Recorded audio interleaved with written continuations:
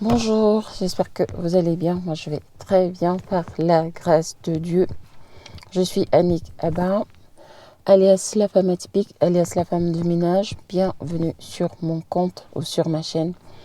Sur cette chaîne, je valorise mon métier, je valorise mes congénères, ces hommes et femmes qui exercent deux petits métiers au quotidien pour survenir à leurs besoins et à ceux de leur famille.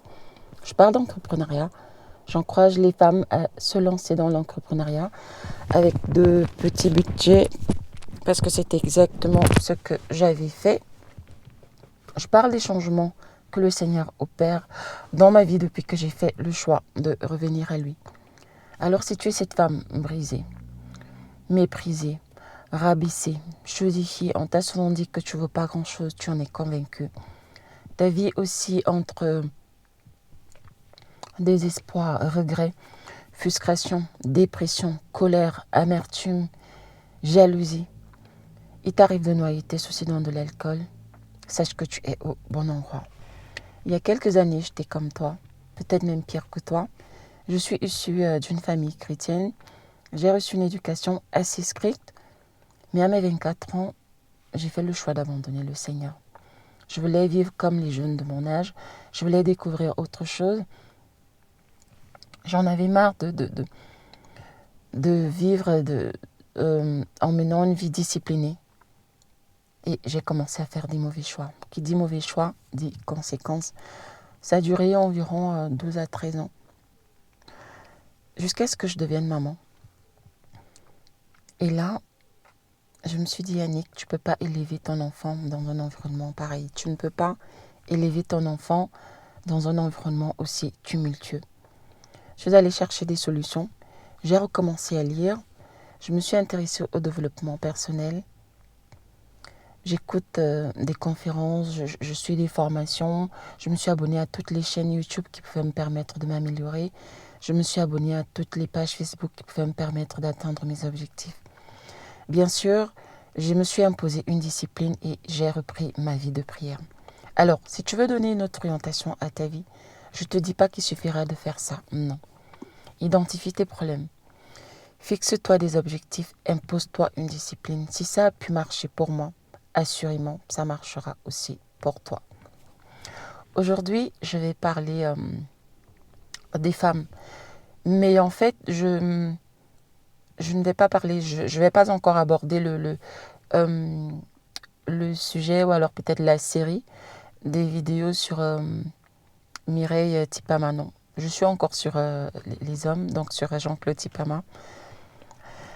Mais je vais parler aux femmes en fait. Comme je le dis dans l'introduction de mes vidéos, quand je suis devenue maman, déjà pour devenir maman, ça a été assez compliqué.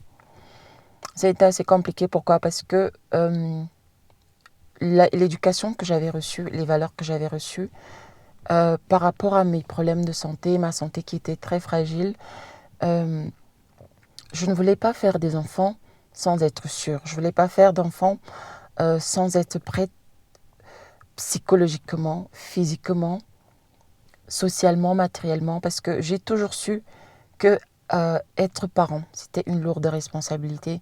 J'ai vu à quel point mes parents ont souffert, à quel point ils ont consenti beaucoup de sacrifices pour nous, surtout pour moi, parce que voilà, comme j'avais une santé très fragile, aujourd'hui par la grâce de Dieu, ça va beaucoup mieux. Je suis née avec un handicap dont j'étais toujours malade. Je reviendrai dans d'autres vidéos et dont j'ai vraiment vu à quel point ils étaient toujours là pour m'accompagner, pour m'aider, pour que je puisse vraiment, je ne sais pas, vivre, limite parce qu'on leur avait dit que je n'allais pas atteindre un certain âge. Et j'ai vraiment vu tout ça et j'avais pris conscience très tôt que être parent, c'était pas de la rigolade. Et donc, pendant mes moments de réflexion, je me disais toujours, quand je serai adulte, déjà je vous ai parlé, je vous ai déjà dit que je voulais accompagner les femmes parce que maman, assistante sociale de formation, je la voyais accompagner les femmes, elle le fait toujours. Donc je voyais les femmes souffrir, je voyais toute cette souffrance qui était autour de la maternité, toute cette souffrance qui était autour de la vie des femmes, autour de la vie des mamans. Et moi, En fait, je crois que ça m'avait traumatisée. Je me disais toujours, quand je serai maman, déjà quand je serai adulte, il faut que je sois tel type de femme quand je serai adulte. Je ne veux pas être comme ceci. Vous voyez, dans la tête d'enfant, vous imaginez des choses. Vous avez vraiment un idéal de vie, un idéal de femme et vous imposez une discipline vraiment pour que vous puissiez mener cette vie-là. Et c'est vraiment ce que j'ai essayé de faire jusqu'à mes 24 ans. J'ai essayé d'être vraiment très sérieuse. J'étais très rigoureuse avec moi-même, très très rigoureuse d'ailleurs. Et comme j'ai déjà eu à le dire dans une vidéo, je n'avais pas besoin qu'on me dise la même chose deux fois. Dès que mon père me disait, mes parents, que ce soit mes parents, que ce soit mes aînés, parce que je suis la dernière née de ma famille, je n'avais pas besoin qu'on me dise la même chose deux fois. Et donc, je m'étais imposé cette discipline-là, personnellement, individuellement déjà. Mais voilà, quand j'ai décidé d'abandonner le Seigneur, il s'est passé ce qui s'est passé dans ma vie. Comme je le dis, je me suis retrouvée en train de faire beaucoup de mauvais choix. Et j'avais l'impression que je m'écartais de ma trajectoire, que je m'étais d'abord définie à moi-même. Et surtout, je m'écartais de la trajectoire. Je savais que le Seigneur avait tracé une voie pour moi. Je savais que le Seigneur avait un plan pour moi. Le Seigneur a un plan pour chacun de nous. Mais je le savais parce qu'il me l'avait dit. Le Seigneur me l'avait plusieurs fois dit. Il me l'avait plusieurs fois prouvé qu'il avait un plan pour moi et qu'il m'avait mis à part. Parce que il y a des personnes qui sont appelées pour servir le Seigneur. Je ne sais pas, peut-être elles vont toucher des foules. Peut-être elles vont aller dans plusieurs pays à travers le monde. Et puis, on a d'autres aussi qui vont servir le Seigneur très puissamment. Mais peut-être ça va être localement, ça va peut-être être en aidant les orphelins, peut-être ça va être je sais pas, en étant un modèle. Il y a vraiment, le Seigneur nous utilise différemment. Et donc je savais que le Seigneur voulait m'utiliser, je savais que le Seigneur voulait que je le serve, mais vraiment d'une manière très sérieuse, d'une manière très rigoureuse. Alors je ne sais pas expliquer pourquoi malgré tout ça, je l'ai quand même abandonné, je ne sais pas. Et quand je suis devenue maman, je me disais, Annick, il m'arrivait souvent de me poser des questions, même avant que je ne sois maman.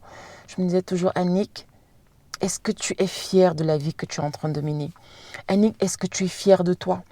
Annick, est-ce que tu es fière de la femme que tu es en train de devenir? Annick, est-ce que c'est vraiment... Je me parlais à moi-même et parfois, quand je revenais, je me souviens, quand j'avais 28 ou 29 ans, j'ai essayé de revenir au Seigneur parce que ma grande sœur m'en parlait, ma maman m'en parlait, Annick, il faut que tu reviennes au Seigneur. Et moi, j'étais dans ma bulle. Déjà, j'étais en colère parce que j'ai perdu mon papa et j'en voulais un peu au Seigneur en lui disant, oui, comment tu as pu faire que ça arrive? J'aimais tellement mon père. Je voulais qu'il me voie devenir, que je termine mes études, que je lui montre avec beaucoup de fierté mon diplôme. Et donc, j'en voulais au Seigneur. Et à un moment, je me suis dit, j'étais en colère, je me disais pourquoi le Seigneur m'a pris mon papa alors que je voulais que mon père soit fier de moi. Et à un moment, j'ai commencé à dire de toute façon, le Seigneur n'existe pas, de toute façon, Dieu n'existe pas. Je me commençais à calomnier le Seigneur, à dire des méchancetés de lui. Ouais, Dieu, c'est une invention. Je me prenais pour une intellectuelle, voilà, les intellectuels du dimanche, à débattre, à philosopher sur le Seigneur. Honnêtement, je sais pas trop, j'étais en train de planer, je sais pas, j'étais dans ma bulle et je n'avais pas la paix. Et en même temps, je n'avais pas la paix. J'essayais de trouver des solutions par moi-même, j'essayais d'utiliser, voilà, j'étais jeune, j'étais belle, je prenais pour une intelligente, pour une intellectuelle, pour une femme capable de pouvoir faire des choses par elle-même. Mais je n'étais pas heureuse, je n'étais pas en paix. Il y avait toujours cette voix. Quand j'essayais de revenir au Seigneur, le Saint-Esprit me disait, Annick, est-ce que tu es fière de toi? Est-ce que tu es fière de la vie que tu mènes? Est-ce que tu es fière de mener une vie aussi tumultueuse? Est-ce que tu es fière? Je me souviens quand à un moment j'ai commencé à boire de l'alcool. Parfois je buvais de l'alcool à 15, 17 degrés pour essayer de trouver la paix. Ça a vraiment été difficile. Et je n'avais pas la paix. Et quand j'essayais de revenir, le Saint-Esprit me poser des questions. Annick, est-ce que tu es vraiment fière de toi? Annick, est-ce que... Parfois, le Saint-Esprit me demandait, Annick, est-ce que c'est ce que toi et moi, on s'était dit? Annick, souviens-toi quand tu étais jeune, quand tu avais 17 ans, quand tu t'es rempli, quand je te remplissais, quand tu allais à l'église et les gens paniquaient parce que les gens avaient peur que que je me saisisse de toi et que à travers des prophéties que tu parles, que tu parles de la part du Seigneur. Je suis tout émue là, j'ai envie de pleurer parce que c'est... Et il y avait cette dualité-là en moi. Je me disais, ouais, parfois je pensais que c'était pas le Saint-Esprit. Je me disais, non, c'est ma propre voix, ma petite voix intérieure qui me parle. Et après, le Saint-Esprit me disait, oui, Annick, souviens-toi de telle chose qui s'est passée dans ta vie. Souviens-toi de ce que je t'avais dit de la part du Seigneur. Souviens-toi de telles choses que tu as vécues. J'ai vécu des choses, mais vraiment extraordinaires. Le Seigneur nous utilise différemment. Moi, par exemple, plusieurs fois j'ai prié, je voulais, quand j'entendais des gens parler de la vision, oui, j'ai vu telle vision, le Seigneur m'a montré telle chose en songe. Et à un moment, j'ai commencé à dire que oui, pour que je sois convaincue de l'existence de Dieu, il faut que le Seigneur me montre des choses extraordinaires, que je vois des songes, que je vois des visions. Et je priais dans ce sens-là. À un moment même, j'ai commencé à être incrédule. Et le Saint-Esprit m'a dit, Annick, tu n'as pas été appelée, tu n'as pas le don de vision, tu n'as pas le don des songes. Le Seigneur veut t'utiliser, mais pas par ce canal-là. Il faut que tu fasses confiance au Seigneur parce que le Seigneur veut t'utiliser différemment. Après, j'ai encore sombré, j'ai encore recommencé à miner ma vie de débauche. J'ai encore arrêté d'aller à l'église. Et il y avait souvent des sursauts de reprise de conscience où je recommençais à me questionner parce que voilà, je n'étais pas bien, je n'avais pas la paix. Et je savais aussi que je n'étais pas fière de moi-même. Je savais que si mon père avait été là, il n'aurait pas été fier de moi. Et je me battais comme ça, essayer de trouver des solutions. Et j'ai recommencé à trouver la paix quand je suis revenue au Seigneur. J'ai recommencé à me retrouver, c'était comme si on avait enlevé un poids de mes épaules, comme si on avait enlevé, je ne sais pas, une sorte comme si on avait ôté les barrières devant moi. C'est-à-dire, je commençais à me sentir légère, j'ai commencé à me sentir bien. Et plus j'avançais, plus je cherchais des solutions, plus j'avançais dans ma restauration, plus je me sentais bien. Et le Saint-Esprit commençait à me révéler des choses sur ma vie, sur mon enfance, sur beaucoup de choses. Et un jour, j'étais en train de prier et le Saint-Esprit m'a ramené très loin. Je devais avoir 17 ans. Honnêtement, j'ai envie de pleurer. J'étais en train de prier dans ma chambre et le Seigneur m'a saisi par son esprit. J'ai commencé à trembler. Pour ceux qui sont chrétiens, vous comprendrez. Et j'ai commencé à parler en langue. Et à un moment, le Seigneur m'a dit des choses. Le Seigneur m'a dit des choses. Il m'a fait des promesses. Et le Saint-Esprit m'a dit, Annick, est-ce que tu te souviens de ce jour? Et c'était vraiment comme un film, je revoyais, j'étais dans ma chambre et j'étais à genoux parce qu'à cette époque-là, je priais beaucoup.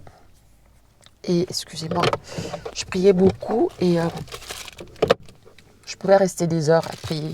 Ça me faisait du bien de rester des heures devant la présence du Seigneur à prier comme ça. Je pouvais rester des heures à prier. Voilà, j'avais 17 ans, j'étais insouciante, j'étais jeune. J'étais innocente, voilà. C'est vrai qu'on parle souvent d'innocence quand on fait allusion au sexe. Voilà, j'étais innocente. J'étais vraiment une enfant bien. Et le Saint-Esprit m'a dit, est-ce que, quand tu fais une introspection, est-ce que tu ne vois pas que le Seigneur a commencé à réaliser ses promesses dans ta vie? Est-ce que tu n'es pas consciente que c'est de ta faute si tu as retardé les promesses de Dieu dans ta vie? Et j'ai eu très mal. J'ai eu très mal parce que je me suis rendu compte qu'effectivement, le Seigneur est fidèle. Effectivement, le Seigneur, en fait, il est là pour nous, mais c'est à cause de nos mauvais choix. J'ai regardé une prédication du pasteur Tom, justement, qu'il disait que c'est souvent à cause de nos mauvais choix, à cause du péché, à cause de la vie de la saleté, que nous-mêmes nous retardons souvent la bénédiction du Seigneur dans nos vies. Il était en train de prêcher sur la restauration. Et ce jour-là, j'ai réellement compris. En fait, j'avais encore des doutes. Et ce jour-là, j'ai réellement compris que le Seigneur m'aime. Et je parlais des mamans, pourquoi? Parce que si j'ai pu prendre conscience, si j'ai pu me ressaisir, c'est parce que je suis devenue maman. Et je l'ai fait en partie pour mon enfant. Je l'ai fait en partie parce que je ne voulais pas que mon enfant ait une mauvaise image de moi. Parce que je ne voulais pas que mon enfant ait honte de moi. Je ne voulais pas que mon enfant se sente humilié à cause de moi. Alors j'ai envie de parler à une maman aujourd'hui, que tu sois chrétienne ou pas, mais je veux surtout parler aux femmes, aux chrétiennes. Peut-être que tu es déjà maman, ou encore tu es peut-être enceinte, j'en sais trop rien. Il est tout à fait possible. Je ne sais pas ce que tu rencontres, je ne sais pas les difficultés que tu as. C'est important d'être une bonne maman. C'est important d'être fier de soi-même en tant que maman et de se dire, je suis en train de faire ça pour que mes enfants soient fiers de moi. C'est pas tant sur le plan matériel. Je vous demande pas, je dis pas que vos enfants seront fiers de vous quand vous allez réussir sur le plan professionnel, sur le plan social avec des grands postes, avec des titres, en étant, je sais pas, en gagnant beaucoup d'argent. Non, c'est pas ça. Autrement, mes salariés, par exemple, qui sont des femmes de ménage, se sentiraient certainement exclues. Non, je parle pas de ça. Je parle de la bonté du cœur. Je parle de l'amour. Je parle des vertus qu'une maman doit dégager pour ses enfants. Tout à l'heure, j'ai parlé avec ma maman et j'ai réalisé à quel point il est difficile d'être maman. J'ai réalisé à quel point il est difficile d'élever un enfant pour qu'il devienne adulte, pour qu'il se marie à son tour, pour qu'il ait des enfants, pour qu'il fasse des études. Je parlais avec ma soeur aussi en journée. Elle parlait avec son fils qui est adolescent et voilà, il est un peu dans sa crise de la puberté. Et je disais, merci Seigneur, parce que tu m'as permis de comprendre certaines choses avant qu'il ne soit trop tard, avant que je ne me retrouve dans une situation où j'allais traumatiser mes enfants. Et j'ai vraiment envie de dire ça à une maman aujourd'hui. C'est très difficile d'être maman. Parce que vous êtes responsable d'une vie, de plusieurs vies pour celles qui en ont plusieurs. Et c'est quelque chose qui va vous suivre toute votre vie. C'est-à-dire, même votre enfant qui a 50 ans, normalement elle a plus de 70 ans, mais mes problèmes l'affectent terriblement. Les problèmes de mon grand frère qui a plus de 50 ans l'affectent. Les problèmes de ma grande sœur qui va vers la cinquantaine l'affectent. Moi qui vais vers la quarantaine, mes problèmes l'affectent. C'est pour dire que être maman, c'est une responsabilité à vie et on a besoin de la grâce du Seigneur pour pouvoir réussir cette mission, pour pouvoir réussir ce rôle-là. Et si on ne comprend pas ça très tôt, si on n'est pas rempli de l'Esprit de Dieu, si on n'est pas rempli de la sagesse de Dieu, si on n'est pas rempli de l'Esprit de Dieu pour celles qui sont chrétiennes, on ne va pas réussir, on va échouer. Et donc, je voulais dire à une maman aujourd'hui qui tombera sur cette vidéo, demande à Dieu, si tu es encore en train de mener, si tu es encore en train de mener une vie tumultueuse, je ne sais pas, tu es une mauvaise maman, tu es une mauvaise épouse, tu es peut-être une mère célibataire et tu mènes une certaine vie, demande au Seigneur de venir te restaurer, de venir te transformer parce que être maman, ce n'est pas facile. Être maman, c'est très difficile, surtout si en plus de ça, vous avez votre vie professionnelle à côté. Si à côté de ça, vous êtes ambitieuse et que vous voulez réaliser des choses, vous devez être un modèle pour vos enfants. Parce que croyez-moi, quand vos enfants vont devenir adultes, ils vont commencer à vous reprocher des choses, ils vont commencer à vous rendre responsable de certaines situations. Et si, consciemment, vous vous sentez coupable, si consciemment vous savez que vous avez mal agi, ça peut vous faire très mal, ça peut même vous détruire. C'est ce message-là que je voulais partager avec une maman aujourd'hui. Excusez-moi, je suis quelqu'un de très sensible et quand j'aborde certains sujets, je ne peux pas m'empêcher de pleurer. Que le Seigneur bénisse les mamans qui tomberont sur cette vidéo. Que le Seigneur vous soutienne parce que c'est pas évident. Pour celles qui ont des enfants difficiles, pour celles qui sont mères célibataires, je vais faire une vidéo là-dessus pour en parler. Vraiment que le Seigneur vous soutienne. Que le Seigneur vous remplisse de sa sagesse, que le Seigneur vous remplisse de sa patience, de son amour, de ses vertus. Parce que sans cela, vous allez échouer. Sans cela, ça va être très difficile.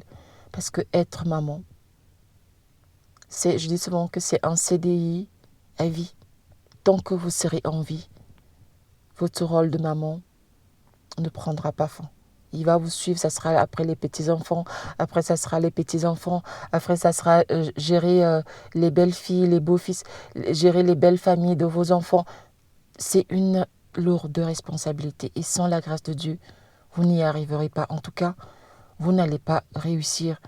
Et sans la grâce de Dieu, vous n'allez pas vous empêcher de traumatiser vos enfants et de vous traumatiser vous-même. Et le souhait de tous parents, c'est de voir ses enfants réussir, c'est de voir ses enfants être heureux. Que le Seigneur vous bénisse, que le Seigneur me bénisse et que le Seigneur me soutienne dans ce projet. Je vous dis à très prochainement pour une nouvelle vidéo. Tchuss.